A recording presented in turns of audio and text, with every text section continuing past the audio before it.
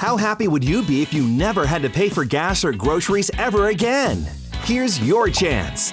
2 winners each will receive free gas and groceries for a lifetime in the Gas and Groceries for Life raffle, presented by Thomas J. Henry. Free gas, free groceries, 2 winners. All net proceeds benefit elementary school children and local food banks.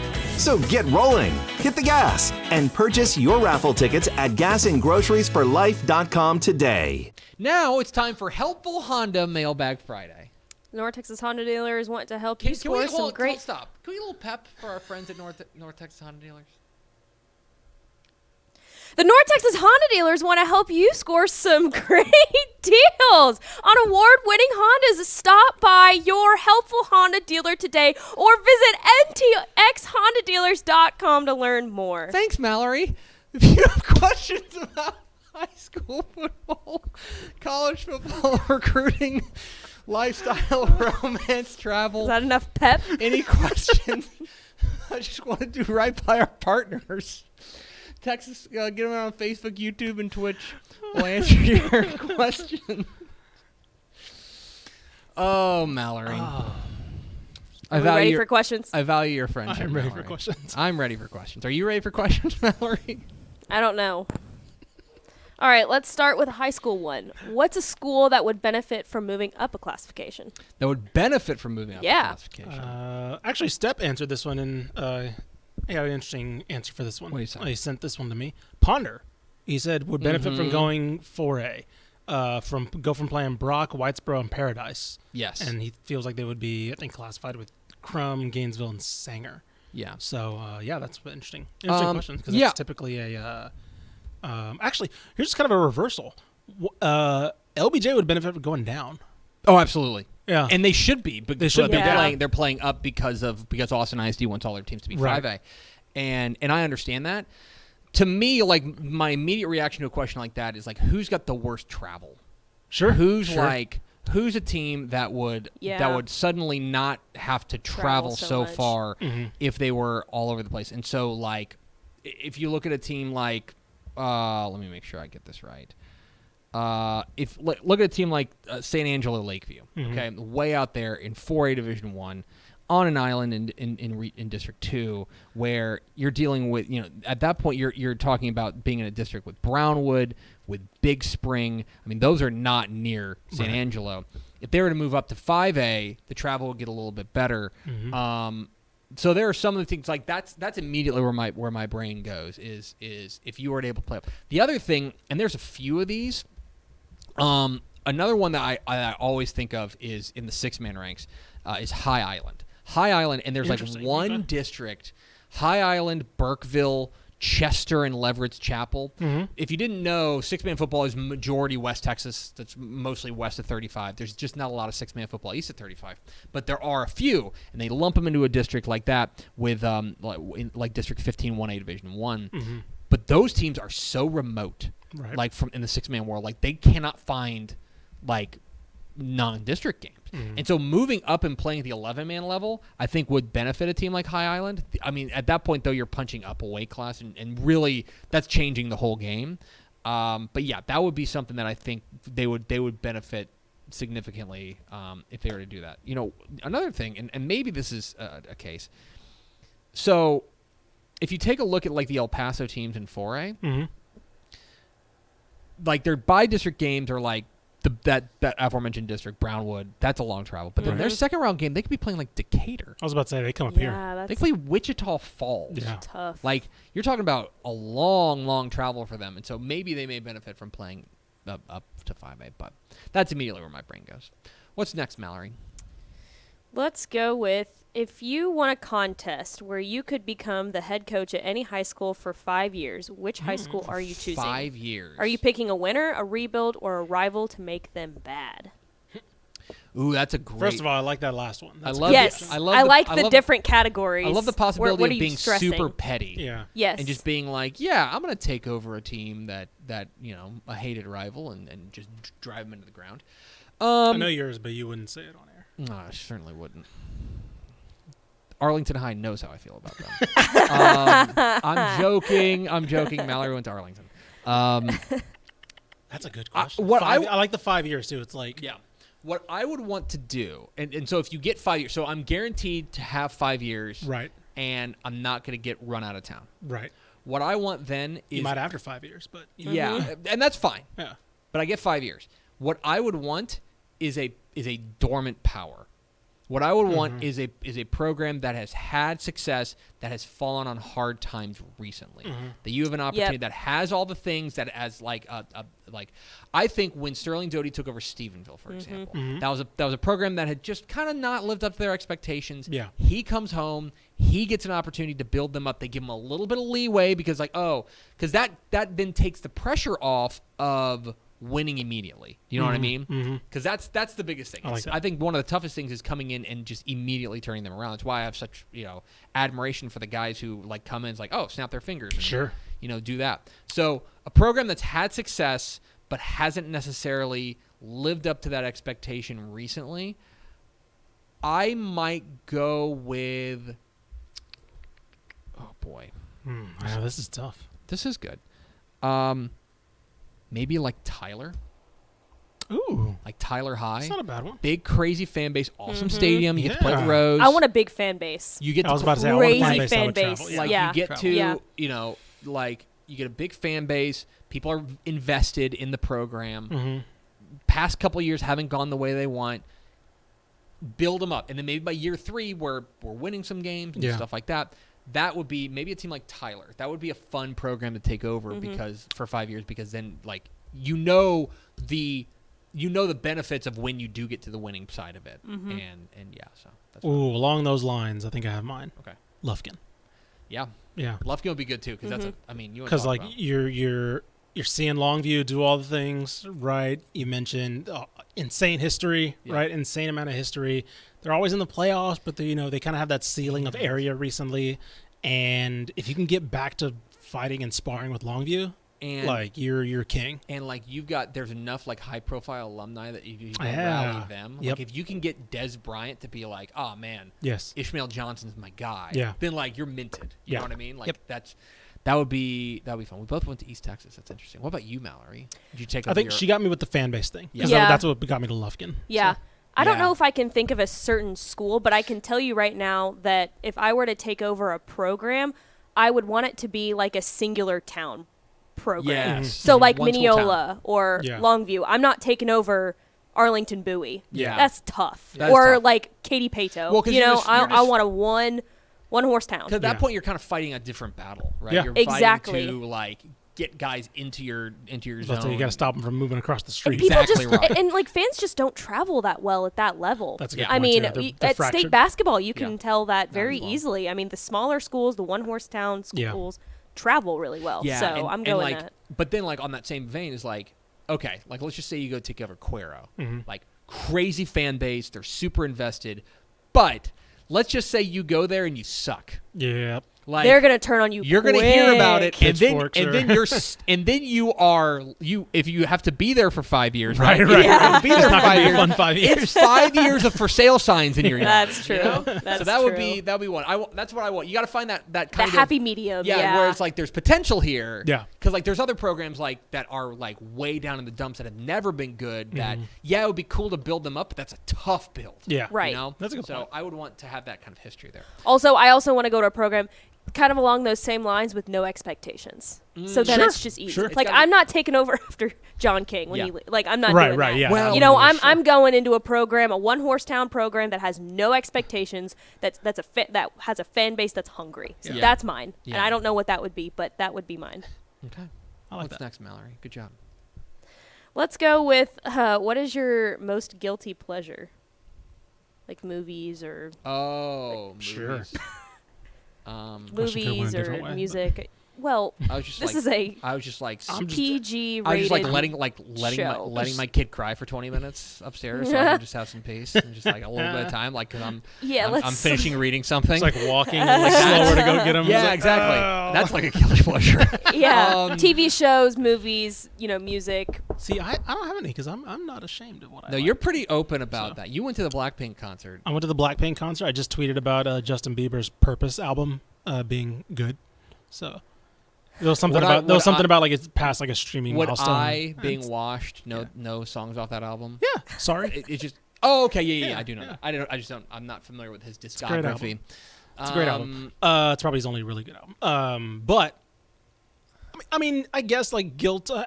K-pop is mine. I guess like if you traditionally classify. I think we have transcended shame. Yeah. I think we've reached a point where there's so much content available. I was openly talking about how I spent way too much money on the Blackpink concert. Yeah. So like I'm not exactly. Shout out Hudson Standish, my K-pop brethren. Well, and like even like there was a time in which like because you watch AEW and yes. I try to keep there up was with a time AEW, when wrestling when that would have been like a guilty pleasure, but now it's very it feels very mainstream. We were at WrestleMania. Like, yeah, it was like we did go to WrestleMania and it ruled. Yeah. It was great. Boy, that's a really interesting question. Makes you think. Yeah, it really does. Something because that's a good point. We are not into shaming nowadays. Yeah, no. like everything is accepted. Pretty much. I will say, I guess for more specifically, is that K-pop is on my gym playlist. Yeah. Oh, I just listen to pop music when I run. Yeah, stuff like that. Because so like I guess I'm like just into the that's what I'm after. I'm after the beat. I don't think I could tell you a single person who sings a song that I run to. Right. But like I have like best playlist for workouts. Like awesome. That's the one I'll do. Yes. Yeah. So like I don't know. I'm not ashamed of that though. Like let it rip. Yeah. And especially now because pop music is all club music. Right. It's all club music. It what you is. hear when you It's go all out just now. like Yep. yeah. Yep. What about you, Mallory? Yeah. Mine is probably that I don't like to start new TV shows. I just like to watch the same ones over and over You again. are so that. Yeah. Pickles in the comments, and she'll appreciate that. My Gossip Girl, Gossip Girl. I was about fetish to say. is Both of you huge. guys It's are- bad. And it's not even like I don't even think the show Honestly, both of y'all itself are is like really that. She is. Yeah. She's like that too. Yeah. The show itself is really not that. To me, it's just a comfort show. I can put it on Sure. in the background, and I just know what's happening. So I can work on other things while just putting on my comfort show. I have a That's fair. theory. It's embarrassing Is how many that a times I've girl seen thing? it. Not What? not Gossip Girl specifically, but like Just the a- idea The of just repeat rewatching the TV shows. repeat, and I can The just comfort watch this shows? over and over. Because like my wife will do that with Gilmore Girls and Yeah. with she just ran back Felicity and stuff like that. Like I don't know. Yeah, I wonder because a lot of my female friends are like they'll run because like honestly, I think that is a good point because a lot of my female friends, especially in college, that was The Office and Mine's The Office Parks and and Gossip Rec, Girl. and they'll just run that back. And And I've- New Girl, they'll just run those back. And to me, like, I've doesn't run matter. through. I will if I really like a show, Yeah. I'll go back and watch it a second time. Sure. I watched BoJack Horseman twice. Yeah. I watched like The Wire twice.